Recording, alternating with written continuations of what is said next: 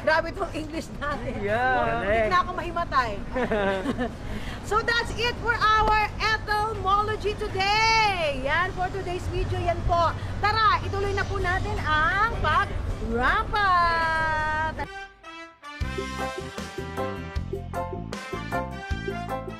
Parang di ko yata kaya. My God. Ayan o! Ay! Kuya! Ay, kuya ko muna yata ito eh. Kunin mo yan! Ako lang kuha. Ito, kunin mo. Ako. Crabs. Oh, kunin mo. Sige nga. Ay! Ano? Nagisi! Ito, mahirap kasi manghuli ng ng alimango eh. O, mahirap pala. Ba't pinapunta mo kami dito? Mahirap pala eh. Turuan kita panghuli para marunong kayo maghuli. Aba, ayoko maghuli. Kakain na lang ako. Ay, naglalakad siya, kuya. Ugasan ko. Ayan o. Ay! Oh my gosh. Yan. Paano ba yan nalalaman, kuya? Ano yan? Babae, lalaki? Babae. Paano nalaman? Ano yun, di ba? Parang, kuya, kusapin mo ako. Hindi ka lang. Baka makagat si Barbie. Oo, baka makagat eh. Hindi yan. Ayan, malapit na. Magaling na ni Barbie, oh. Parang makakaisang kilo ka ngayon, Barbie. Ano? Ayan na, ayan na. Ay! Yay! Oh, galing na Barbie. Yay. Ang galing! Ang galing. Buti hindi siya lang mabait tong crabs na nakuha natin. No? Mabait yan eh. Pag babae, ang manghuli sa kanya, mabait. Pero pag kami lalaki, manghuli sa kanila. Talaga ba, kuya?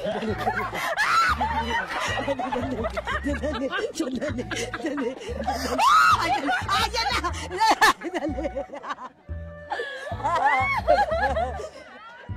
Wala si kuya! Naku, tuwang-tuwa! Agay! Pinag-agawan! Si Kagawan pinag-agawan, taray! Pero sa fish pond na ito, may iba pa raw pwedeng mahuli. Dito sa pispan na to, hindi lang alimango ang makukuha dito. Mayroong makukuha dito, bangos, tilapia at saka gonggong. Ito ang tinatawag ng gonggong. Kasi yung bangos, hindi yan kumakain pag mainit. Ang gonggong kumakain ito. Matakaw kasi ito eh. Madaming isda dito, tilapia, bangos. Mayroon pang alimango. Hindi kumakain itong isda pag mainit kasi nandyan sila sa malalim eh. Masarap ito ipaksiw. Saka pwede din ito ituyo. Ito ang kilo dito ngayon sa Kawayan mismo. Tag 100. Matinik ito kaya lang masarap. Masarap ito, mataba. Lakas makamarites ng Chikahan with Kuya Mardy. Ako naman ang makikibari taste dito sa palong-palo na easy to cook recipe ng crabs.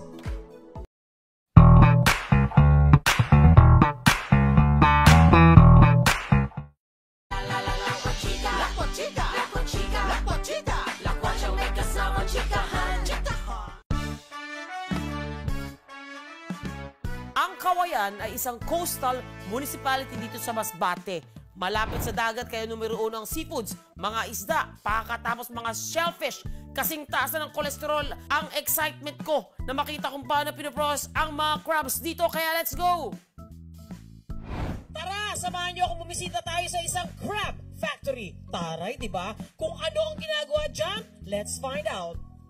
Gusto ko makita kung gaano kami tokoloso kasi di ba, yung mga nabibili natin na sa grocery lang, yung mga crab sticks. Gusto ko malaman kung gumagawa sila ng gano'n o talagang hinimay lang na preserved na pwede mong i-process, di ba? Gano'n. So yun yung gusto kong malaman.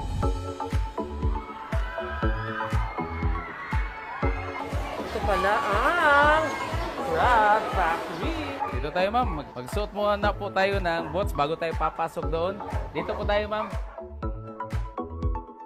Bakit mo kailangan magbota? Ma'am, kailangan po kasi yung dadaanan natin is dadaan po tayo ng chlorinated water. May chlorine. Yes, yung footbath natin para mapatay yung bakterya. Kailangan tayong magsuot ng hairnet para yung mga buhok natin hindi mapunta doon sa pagkain po. Tama. Kasi export yan ma'am yung produkto natin. Ganda ng outfit ko dahil. Pwede na ako mag-show.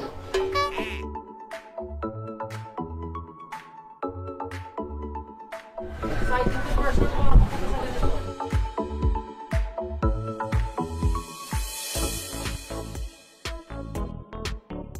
Ako, sa totoo lang guys, wala akong patience sa ganito. Maiirita ako in fairness.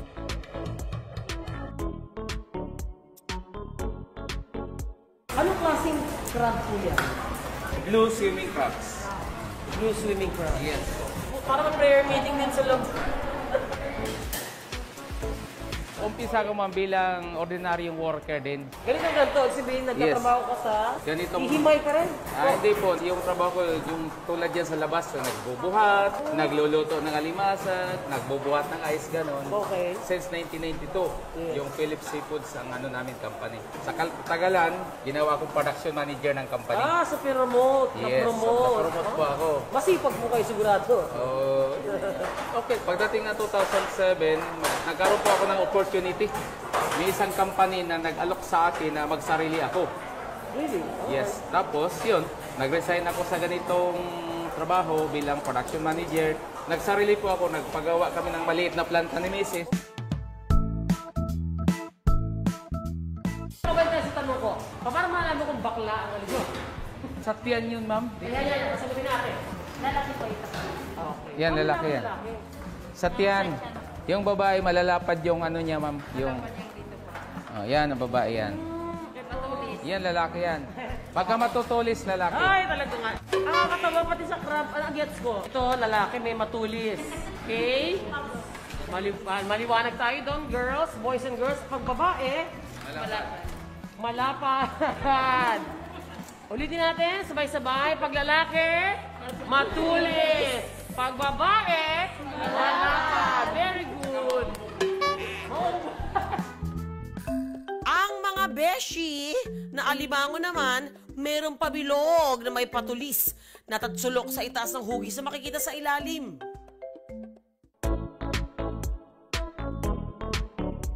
Ate, isa ka sa pinakamatagal dito, saka nasabi na rin ni Kuya. Ano naman po nagbago sa buhay natin mula nang trabaho tayo dito? Nag-start po ako dito, ma'am, second year high school. High school ka? Opo. Ako ba nag-aaral ka? Opo, ma'am, every weekend, nagtatrabaho po dito sa pag-college. Every weekend din nagtatrabaho, tapos yung mga kapatid ko nagtatrabaho din. Ate na may damay na. Maganda. Tapos, Tapos, yun na, nakapag-aral na po. nakapagtapos ka na college? Opo, ma'am. Ano kakatuwa naman? Anong course mo kailan matanong mo? BEd po, Bachelor of Elementary Education. Oy. Sana tulungan natin sila ate, di ba? Yung di ba, nagtatrabaho na weekends, nagpupursige, tingnan nyo naman. Ito na nga, mga lakwatchers, konting alaman. Alam niyo ba, South Korea, meron sila tinatawag na lady divers. Ito yung mga babae, tulad itong mga to, na mga mayatokoloso. Kasi nga, dahil sila yung mga pinaka-picky or matyaga, sila yung mga nag-dive ng seafood, seaweeds. Totoo yan. Kung ayaw man pala, why don't you Google it? Just a little bit. Okay? Okay, alaman. Girl, boy, o bakla pa yan, ang mahalaga sa lahat, masarap. Equality for all crabs. Gusto mo yon? Tara na nga. Manghuli na tayo ng mga alimango.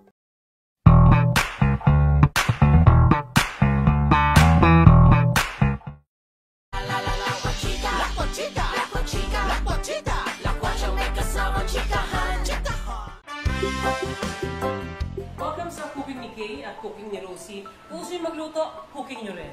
Okay, eto na. Dito na sa bahay. Napakagandang bahay ni Captain Richard na may-ari ng Crab Meat Factory. And of course, kailangan pagluto ako. So, napaka-demanding ko. Ni Rosie na napakatagal na nagtatrabaho kay Captain Richard. Siyempre, ang main act ng ating dish. Wow. Ay, crab meat. Ano po gagawin ito, te?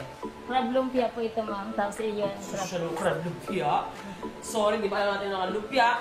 Yan ang nagiging basihan kung paano ka pakikisama ng mga kaibigan mo pag-birthday. Pag walang lumpia, wala kang kwenta. Di ba gano'n na? Sa mga party, laki ng lumpia. Pero pag crab ang laman, sosyal. Kaya naman, paano gawin ka?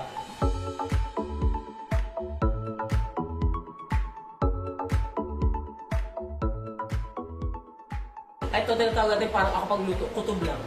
Importante yan, kutob lang, tansya, walang pakialamanan. Yan ang cooking ni Kay. Okay? Ayan, so gigisa lang natin ang carrots. Carrots daw muna, kung ito gusto nyo recipe gawin, huwag kayo nangingialam kasi recipe na to. Oo, kasi nga baka masira agad yung laman ng crabs. Bakit nga nakita aligin? Crab paste po. Ah, Nagbibenta ka rin yan? O nagagawa-gawa ka? Noong pandemic, ma'am, kailangan gumawa ng racket.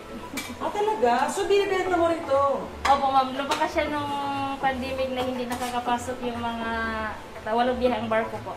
At least, no, maabilid ka, ate. Actually, lahat naman tayo ng pandemic, lahat ng Pilipino naging maabilidad eh. Kaya naman, di ba, walang kamatayang uwi pandesal.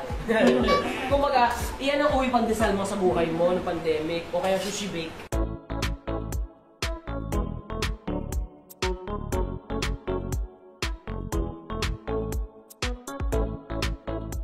So, ito na nga, mag-rap tayo. Ano gusto mo? Stupid lang? O ano? Gusto mo yun? Nang may love ako sa'yo palang pagkinig. O kantahan na lang kita ng balutin mo ako ng hiwaga ng iyong pagmamahal. O ito, ikwento mo paano gawin ang crab base. Linisan lang po, tapos igisa lang din siya. Hanggang 3 oras ang paggigisa niya po. Ay, grabe, parang ubi halaya. Para medyo matagal ang buhay niya po. Tapos Ano lalagay mo? Anong lalagay mo? igigisa lang siya, tapos lagyan ng sili, tapos Sandamakbak. Asukal. Opo. At saka garlic. Garlic po ang marami dapat. Pinakamarami garlic. Meron ka ba dyan ano na? Ready-made? Meron na po. Na pwede ko iuwi? Wala ka na magagawa? Sure. Pero sige. Ay, alam ko na alam ko kung saan nagalagay. Ito ako! Sabi ko sa'yo. Ay! Mainit pa! Ito po ang finished product. Ito po, makikita po natin, guys. Ito po, kita po natin, ano? Yes.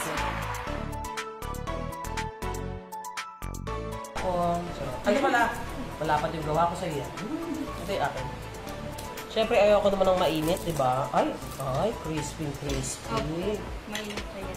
Titikman ko muna ito mag-isa. Ayoko muna may ganito. Ito, may tinapay.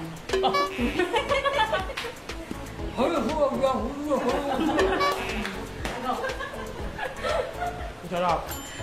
Thank you po.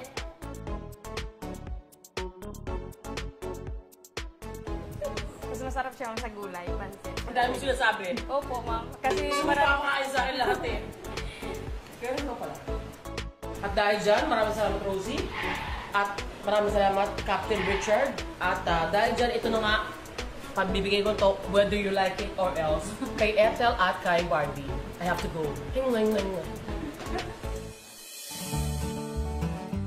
After ng masarap na chikahan sa Crab Meat Factory, balik na ako sa aming accommodation, ang Bitlig Beach Resort, para habulin ng magandang sunset sa Masbate.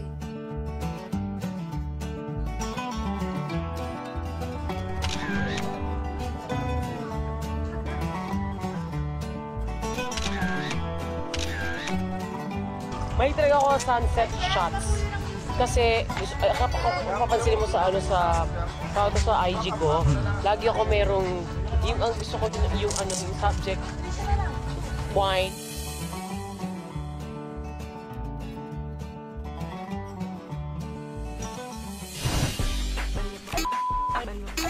Saan nandito siya? Saan nandito? Oo nga! Saan? Buhay! Ayun. Magandang umaga! Nakinig kayo! Ako na ang bagong may-ari ng resort na to!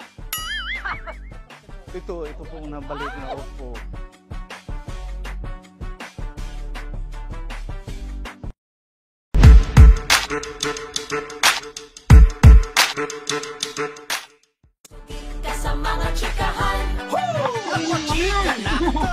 Ilipad ka pa rin. Ilipad na ako mamaya yan. Welcome back sa Lakwatchika Lola.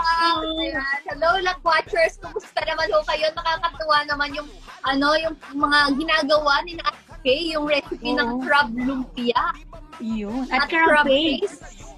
Aba, nakakatuwa naman yun. Natuto pa Pero tayo. syempre, diba? may dagdag pa kami dyan. Dito lang sa TLC. Tips, life, hacks, and checklists. Ayan. Share natin kung ano yung ingredients nung crab fried rice. Crab fried rice. Syempre, unang-una, dapat yung kanin nandun. Yes, And of course, 3 big size crabs. Yung linis na po. Yung bawang, chopped, and luya. Cooking oil, 1/4 cup ng tubig. Asin at paminta. Ayan, okay. Be, ikaw na yun sa procedure. kung paano. Ayan, syempre, i-boil ang crab sa tubig may asin na 10 minuto. I-scoop ang crab meat mula sa shell nito. Ayan. Sa isa pang pan yan, sa isa pang lalagyan, hoy. Igisa ang bawang at luya. Tapos idagdag ang crab meat. Matapos igisa ay idagdag naman ng kanin at isison ito ng salt